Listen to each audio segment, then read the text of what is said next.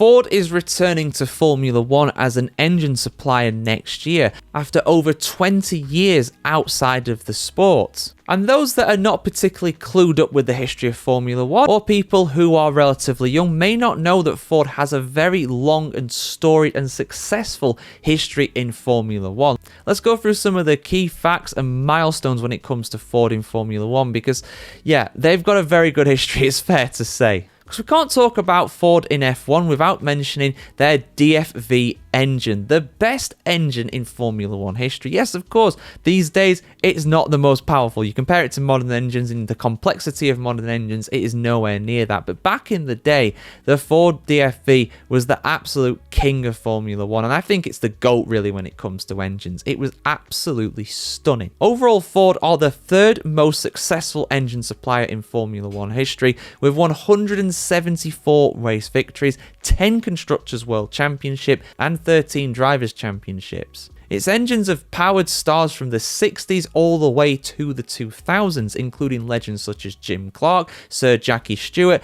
Emerson Fittipaldi, and Michael Schumacher. Yes, Michael Schumacher's first championship was with a Benetton Ford.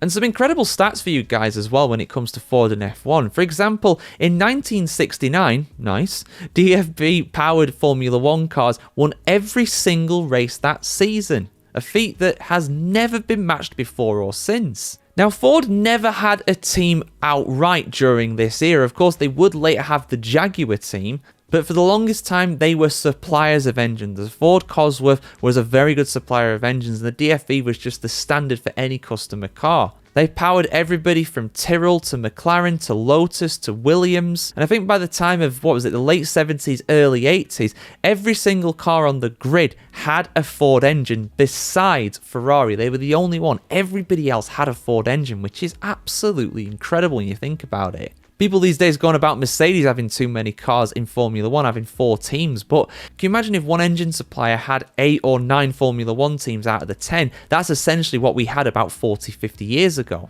The Ford DFV's final victory in Formula One came during the 1983 Monaco Grand Prix with Keke Rosberg driving a Williams. So that meant that one engine supplied winning Formula One cars for over 15 years. That's ridiculous. Like I said, Ford would also have a team in the form of Jaguar as well in the early 2000s, but they were not very successful, and they later sold the outfit to Red Bull in 2005, which, we know the history of what happened with Red Bull. Did rather good after that. But Ford are back next year, of course. They are going to partner with Red Bull.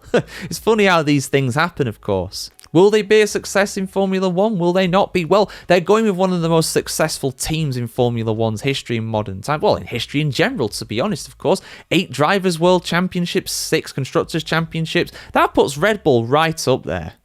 There's only really the likes of Williams, Lotus that are kind of above them. They're above the likes of Tyrrell and Brabham in that regard. And would you say that they're not iconic teams in Formula One? I certainly would. But yeah, Ford back in Formula One next year. Will it be a good move for F1? Will it be a good move for Ford? Well, I would like to say yes on both counts, but the proof will be in the American apple pie next year. But get your thoughts in the comments below as always, guys. Like, share, comment, subscribe if you want to see more like this. Have a fantastic day wherever around the world today. See you very soon.